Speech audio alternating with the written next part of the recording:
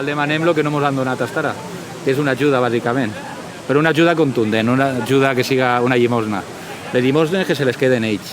2.000 euros d'una ajuda, després 600 d'una altra, i això, un restaurant mig pot treure uns 3.500 d'ajuda.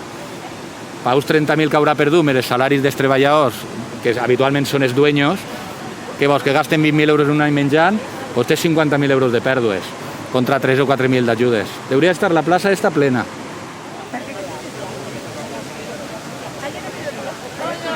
L'ajuda realment és que ens donen realment una indemnització.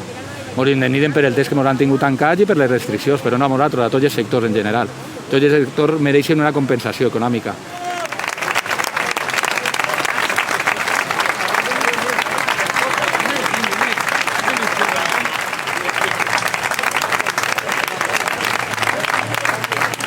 No esperan saber res, l'únic que volem, per almenys, que l'alcalde ens escolti i li diga als seus amiguets d'aixos que n'hi ha per dalt el que tenen que fer, que es veu que no ho saben.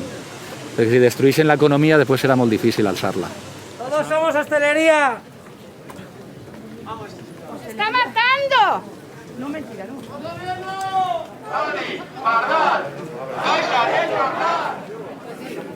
No le hago la tanta tiempo.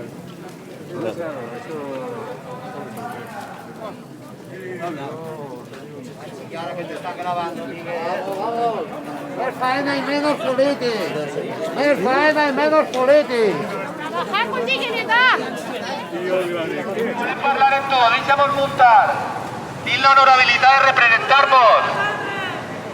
Tin la honorabilitat de representar-vos i deixamos muntar.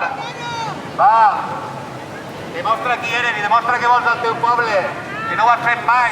Costa ja! Costa ja!